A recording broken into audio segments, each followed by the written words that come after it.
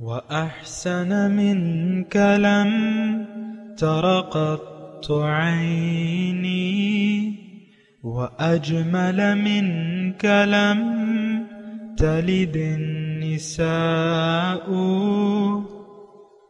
خلقت مبرأ من كل عيب خلقت مبرأ من كل عيب كأنك قد خلقت كما تشاء.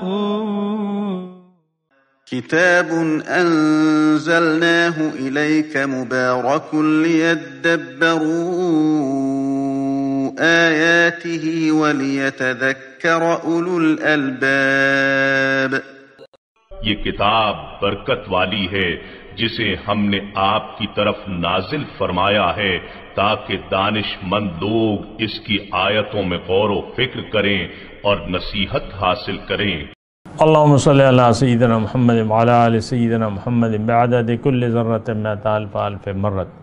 سامعین و ناظرین کرام، السلام علیکم ورحمۃ اللہ وبرکاتہ. سامعین کرام، سورہ انعام آیت نمبر 2، درس نمبر 526. آج کا موضوع، کیا ہماری زندگی کا کوئی نتیجہ نہیں ہوگا؟ اس کے ساتھ آج کے سبق کا آغاز کرتے ہیں. سب سے پہلے گزشتہ سبق کا اعادہ ہوگا. اعوذ باللہ من الشیطان الرجیم. پناہ مانگتا ہوں میں اللہ کی شیطان مردود سے. بسم اللہ الرحمن الرحیم.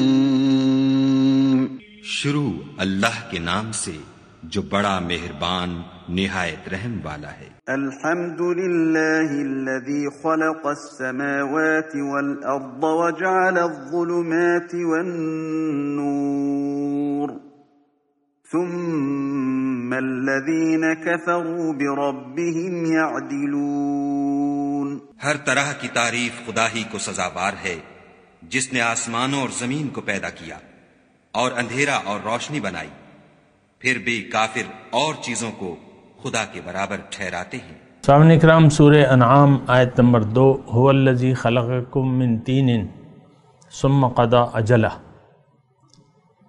اللہ تعالیٰ وہ ذات ہے جس نے تم کو مٹی سے پیدا کیا، پھر تمہارے لیے زندگی کی ایک مدت مقرر کر دی. وَأَجَلٌ مُّسَمًّى، اور ایک دوسری مدت اور بھی ہے، عندہ، جو اس کے ہاں طے شدہ ہے. ثم انتم تمترون، تو اس کے باوجود تم لوگ شک میں پڑے ہوئے ہو.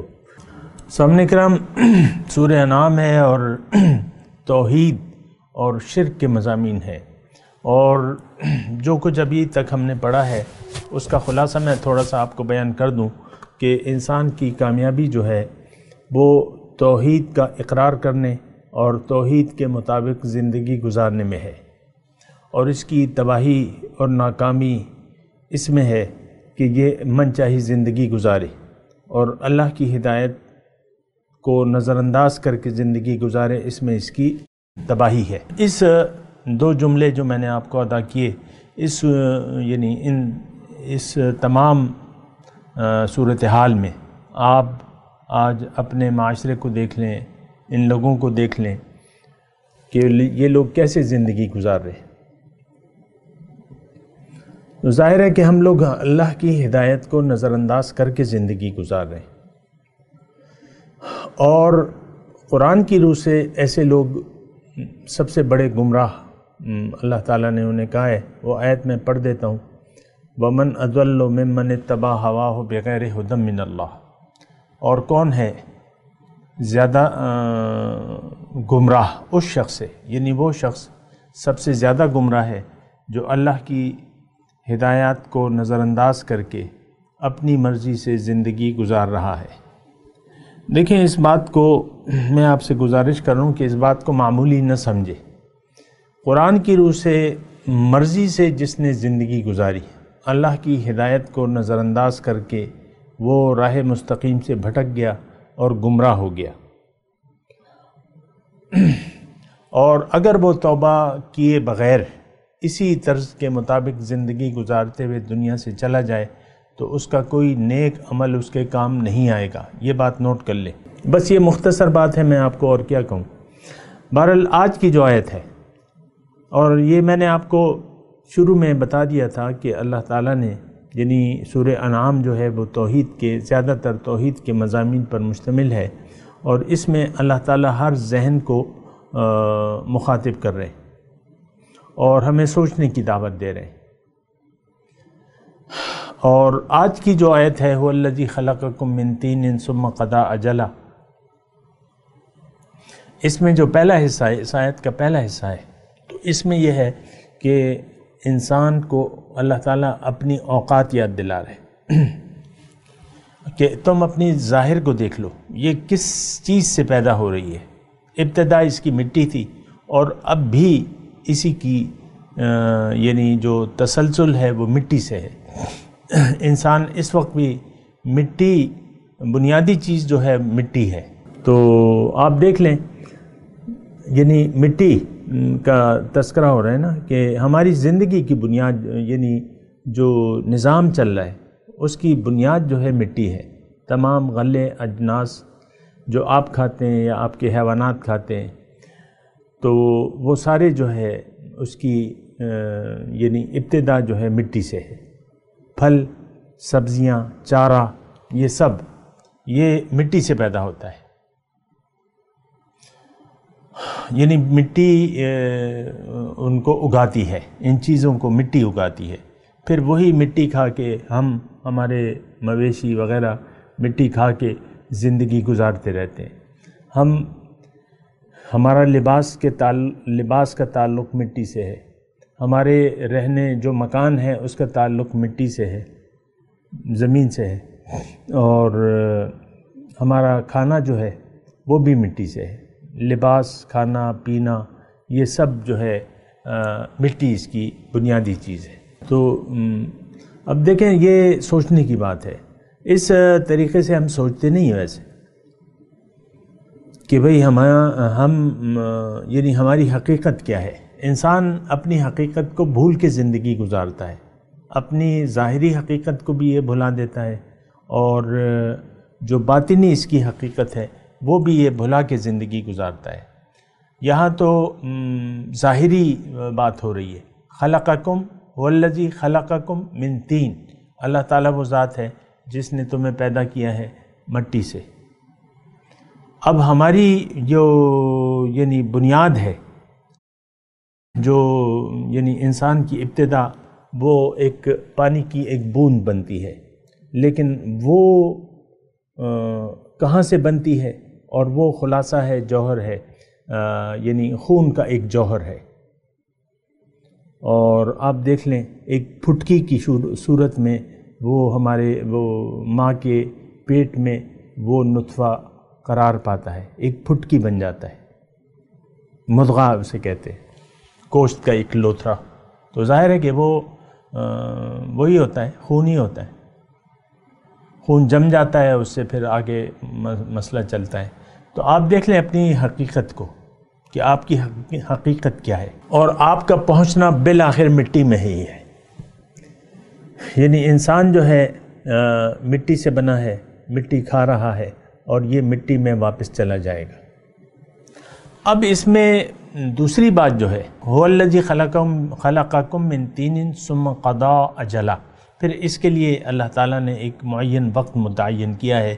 اس زندگی کا اگر آغاز اللہ نے کیا ہے تو اس کا اختتام کا اختیار بھی اللہ کے پاس ہے. زندگی اور موت کو اللہ نے پیدا کیا ہے اور یہ اللہ ہی کر رہا ہے. میں مثال کے طور پہ میں اپنے آپ کو دیکھتا ہوں کہ آج سے 64 سال پہلے میں نہیں تھا، لیکن اب ہوں، اور جلدی انشاءاللہ میں واپس چلا جاؤں گا.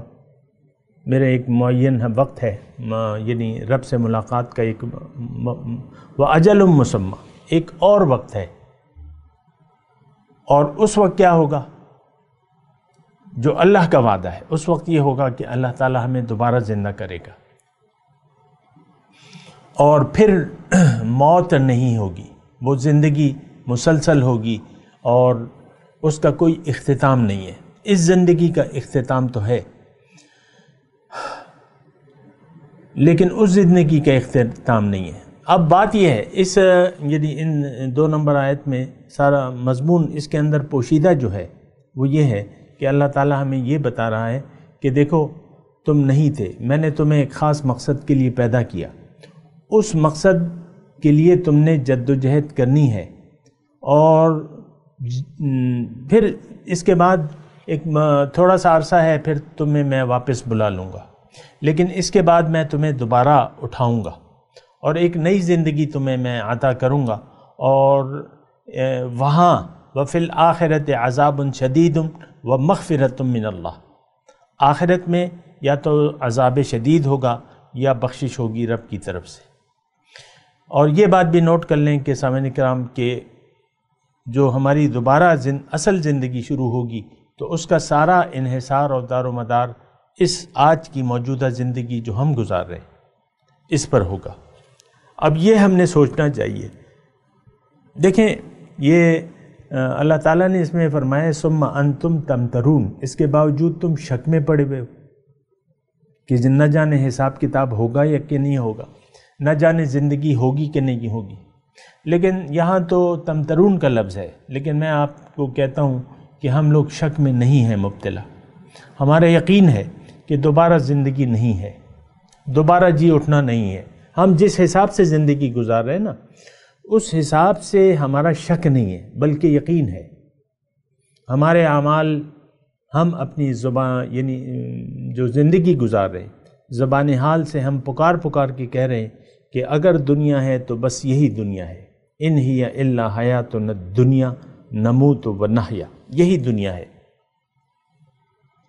اور اس کے بعد کوئی دوبارہ اٹھنا نہیں ہے۔ بس یہ زندگی تھی، یہ ختم ہو گئی۔ عام طور پہ آپ دیکھیں کہ موت پہ ہم لوگ رونا دھونا مچا دیتے ہیں، غم کرتے ہیں۔ تو ظاہر ہے کہ دنیا داروں کے لیے تو وہ لوگ جو اللہ کی ملاقات پر یقین نہیں رکھتے، ان کے لیے موت ایک بہت بڑے غم کا باعث ہے، یقیناً یہ بات سچ ہے۔ اور جو جس طریقے سے ہم بیہیو کرتے ہیں نا موت پہ، تو وہ بالکل صحیح ہے، کیونکہ ہمارا یقین اللہ کی ملاقات پر تو ہمارا یقین ہی نہیں ہے۔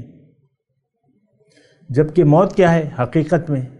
یہ تو جو اللہ والے ہیں ان کے لیے تو اللہ سے ملاقات کا ایک آغاز ہے، اللہ کی ملاقات کے وہ قریب سے قریب تر ہوتے جا رہے ہیں۔ برزخی زندگی میں جو وقت گزارتا رہتا ہے، خیر وہاں تو وقت کا کوئی تصور نہیں ہے۔ یہ وقت جو ہے یہ ویسے یعنی برسبیل تذکرہ یہ بات آ گئی کہ یہ وقت کا جو ہم نے تعین آج کل پرسوں 100 سال پہلے 100 سال بعد، یہ تو یہاں پہ یعنی ہماری دنیاوی حساب کتاب میں ہم یہ حساب کتاب کرتے ہیں، لیکن جب اس سے بعد چلا جاتا ہے وہاں وقت اور فاصلہ یہ نہیں ہوتا۔ وقت اور فاصلہ یہ نہیں، اس میں یہ تصور نہیں ہے۔ بہرحال وہ ہماری سمجھ سے بالا تر ہے، لیکن حقیقت یہ ہے کہ وہاں وقت نہیں ہے۔ سورج، وقت کے تعلق تو سورج سے ہے، سورج نکلا ڈوب گیا، 24 گھنٹے گزر گئے، ایک دن گزر گیا، لیکن وہاں تو سورج نہیں ہے وہاں کیسے آپ اندازہ لگائیں گے؟ بہرحال یہ تو اچھا، میں تمترون کی بات کر رہا ہوں کہ ہم لوگ یہاں تو اللہ تعالیٰ گلہ کر رہا ہے کہ یہ دیکھو میں نے تمہیں پیدا کیا ہے، هو الذی خلقکم من طین، میں نے تمہیں مٹی سے بنایا ہے، ثم قضا اجلا، پھر تمہاری یعنی زندگی کا ایک اختتام ہے، اس کا وقت میں نے متعین کیا ہے، وَأَجَلٌ مُّسَمًّى عِندَهُ ثُمَّ أَنْتُمْ تَمْتَرُونَ، اور ایک معین وقت ہے اس کے نزدیک ایک اور، یعنی روز قیامت۔ تو یہ سارا اب اس میں بہت سا مضمون سامنے کرام پنہا ہے، اس میں مضمون پنہا ہے، چھپا ہوا ہے، یعنی انسان کے مقصد حیات کا، کہ اس کو اللہ تعالیٰ نے کیوں پیدا کیا ہے، اس کی زندگی کا انجام کیا ہوگا، اس کو زندگی کیسے گزارنی ہے، کس مقصد کے لیے گزارنی ہے، سارا اس میں یعنی 2 نمبر آیت میں یہ سارا مضمون پنہا ہے۔ اور میں یعنی ضرور تھوڑا سا مختصر طور پہ تذکرہ کروں گا۔ دیکھیں عقلی طور پہ اگر ہم سوچیں، عقلی طور پہ عقل سے سوچیں تو عقل یہ جب ہم سوچنا شروع کرتے ہیں تو ہمیں نظر آتا ہے کہ اس کائنات کا مرکزہ انسان ہے، اور یہ ایک بہت بڑی وسیع اور عریض کائنات ہے، لیکن ہم دیکھتے ہیں کہ زندگی صرف دنیا میں ہے، ہمارے ستارے پہ ہے۔ یہ بھی ایک ستارہ ہے نا؟ نہیں، سیارہ ہے۔ ستارہ تو سورج وغیرہ ہے نا جو چمکتا ہے، تو یہ ایک سیارہ ہے زمین، اور اس پر زندگی ہے اور زندگی کے اسباب ہیں، اور اس پر مخلوقات ہیں، اور تمام اس کائنات کا نچوڑ، میں بات کو مختصر کر رہا ہوں، تمام کائنات کا نچوڑ جو ہے وہ دنیا ہے۔ دنیا میں مخلوقات جو ہیں اس کا مرکزی نقطہ جو ہے وہ کائنات ہے، وہ انسان ہے۔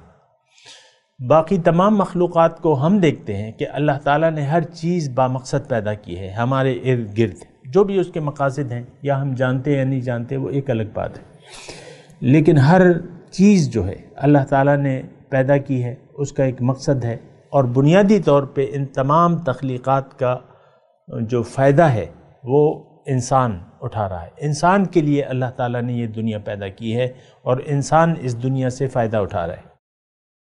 زمین میں وقت کے ساتھ ساتھ نئے نئے خزانے کھلتے رہ رہے ہیں۔ پہلے ایندھن انرجی جو تھی اس کا ذریعہ کوئلہ تھا، کوئلے کے وہ تھے، آپ کو معلوم ہوگا، مجھے تو یاد ہے کہ کوئلے کے بھاپ کے انجن چلا کرتے تھے، بھاپ کے، ابھی بھی شاید کہیں میوزیم میں رکھا ہو، تو کوئلہ اس میں جلتا تھا، کوئلہ پانی اس کو ابالتا تھا، اس سے بھاپ بنتی تھی، اور بھاپ سے جو ہے وہ انجن چلتا تھا۔ بھاپ کی بڑی طاقت ہوتی ہے۔ تو میں ویسے ایک بات کہہ رہا ہوں، انرجی ایندھن جو ہے آج کل، تو اس کا ذریعہ جو تھا کوئلہ، اس کا ذریعہ بنا۔ پہلے تو لکڑیاں جلاتے تھے لوگ، پھر کوئلہ آ گیا۔ کوئلہ مجھے خود یاد ہے اپنی جو میری 65 یا 63، ہم لوگ، ہمارے والد صاحب جو تھے وہ پتھر کے کوئلے کا چورا آتا تھا، پتھر کی کانیں ہوتی ہیں نا، کوئلے کی کانیں ہوتی ہیں، ایک تو وہ لکڑی کا کوئلہ ہوتا ہے، ایک وہ پتھر کا کوئلہ ہوتا ہے، اس کی کانیں، اس کا چورا آتا تھا، تو اس سے ہم مٹی میں تھوڑا سا مکس کر کے اس سے اپلے بناتے تھے، اپلے جیسے وہ گوبر کے وہ گاؤں میں اپلے بنتے ہیں، اسی طرح ہم وہ جلاتے تھے، اس سے پھر ہنڈیاں پکتی تھی، اور میں ماشاءاللہ کافی اپلے بنا لیتا تھا گھر کی چھت پہ۔ یہ ویسے میں آپ کو بتا رہا ہوں۔ تو ایندھن، میں صرف یہ بات کہہ رہا ہوں آپ کو کہ یہ اللہ تعالیٰ نے کائنات، یہ دنیا، اس میں جو نعمتیں ہیں ہمارے لیے پیدا کی ہیں، ہمارے مستقبل کا بھی خیال رکھا ہے۔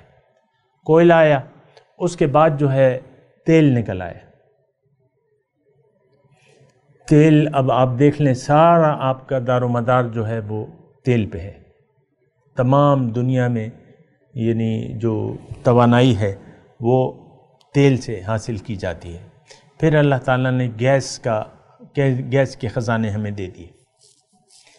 آپ سوچ لیں، تھوڑا سا سوچیں، یہ تیل یہ کون سی مخلوق تیل، گیس یا کوئلے سے استفادہ کر رہی ہے؟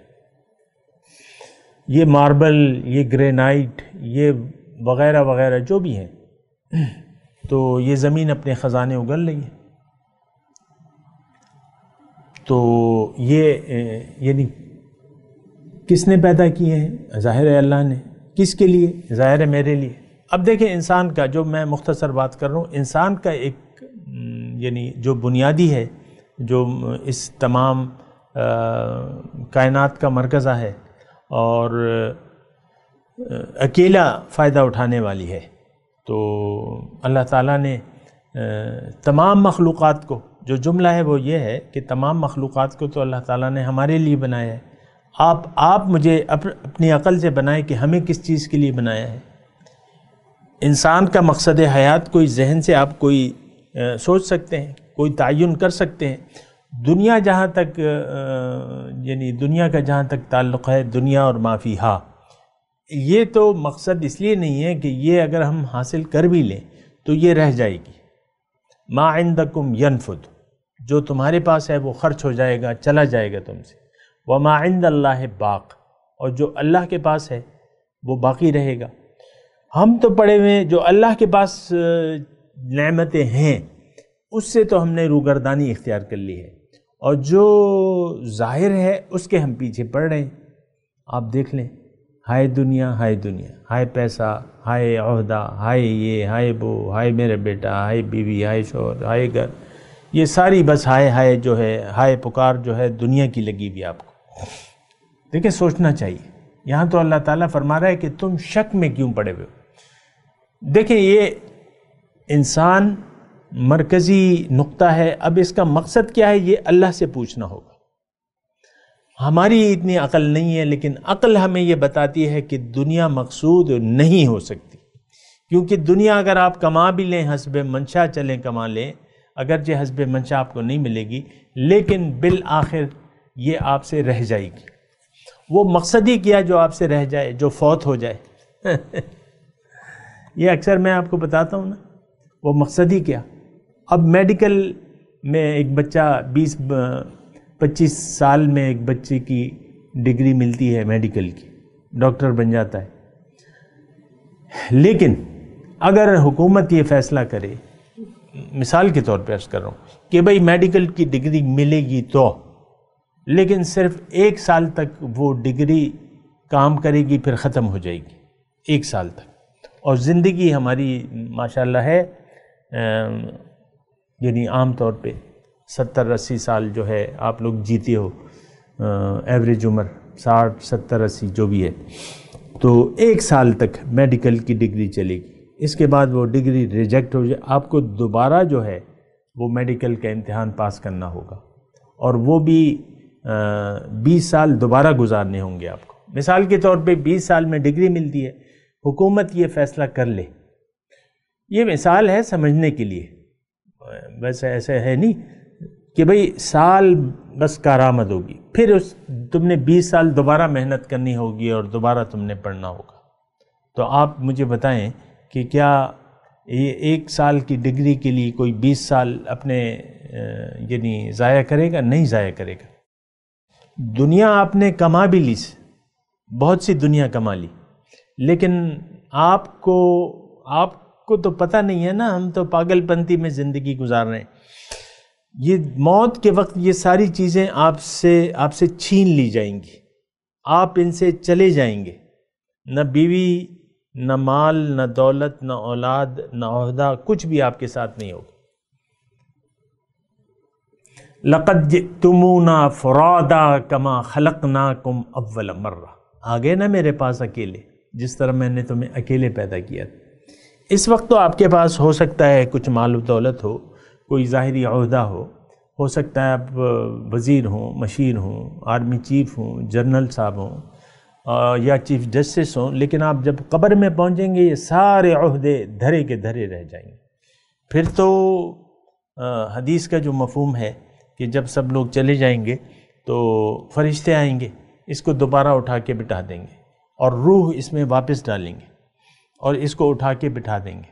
یہ حدیث کا مفہوم میں بیان کروں، اور پھر اس سے سوالات ہوں گے کہ بھئی تم نے کتنا کمایا، تمہارا بینک بیلنس کتنا تھا، کتنے بچے تھے، تم میں کیا کوئی خاص تکلیف تو نہیں ہوئی دنیا میں، تم نے کیا کیا عہدے حاصل کیے، کوئی وزیر مشیر کوئی بنے، تم کوئی جنرل صاحب وغیرہ بنے ہو کہ نہیں بنے؟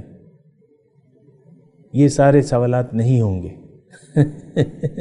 یعنی جس چیز کے لیے آپ کا دماغ اور آپ کی ساری کوششیں صرف ہو گئی، وہ اس کے بارے میں آپ سے سوال ہی نہیں ہوگا۔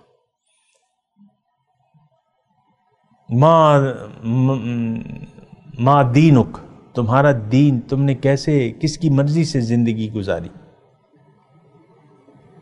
رب تمہارا، معبود کون تھا تمہارا، مقصد زندگی کیا تھا، اور ما کنت تقول فی ھذا الرجل، اس شخصیت کے بارے میں تم کیا کہتے ہو؟ یہ کون تھے؟ تو یہ تینوں سوالات کے جواب آج بھی ہمارے پاس نہیں ہیں، اگر ہیں تو باطل ہیں۔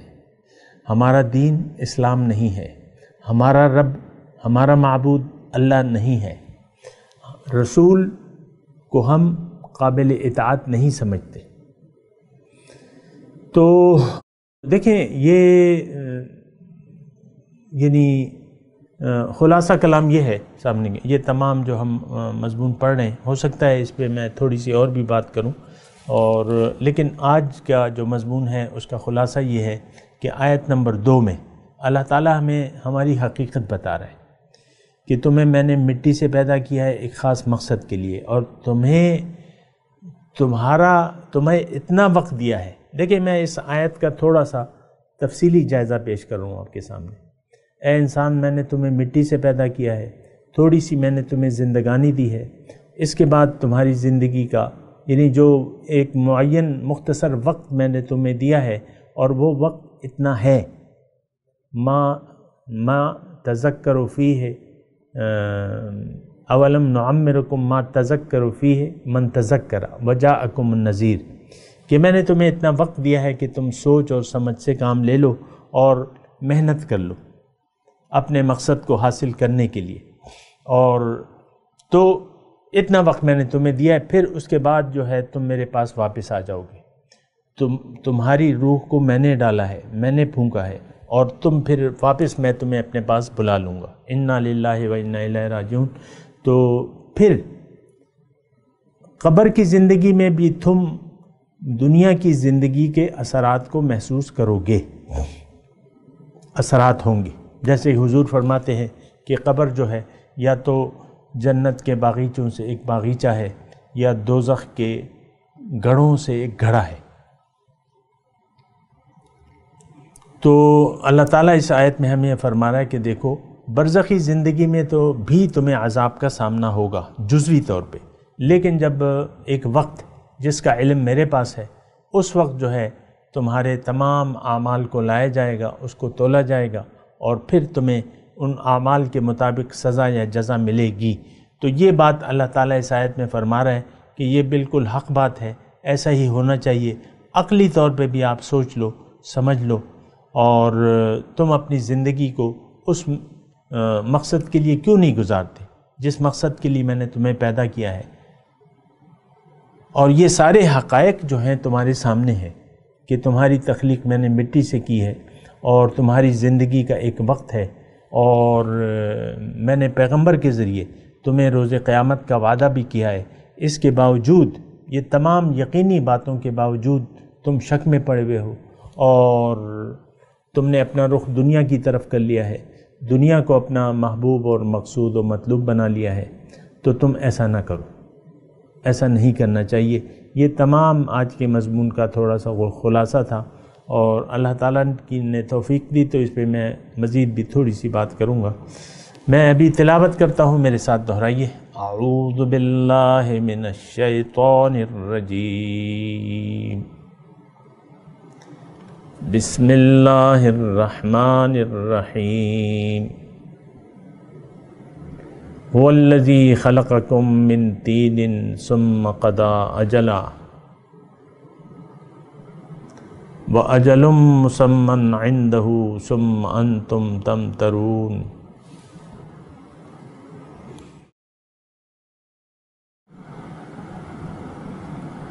هُوَ الَّذِي خَلَقَكُم مِّن طِينٍ، اللہ وہ ذات ہے جس نے تمہیں پیدا کیا مٹی سے، ثُمَّ قَضَىٰ أَجَلًا،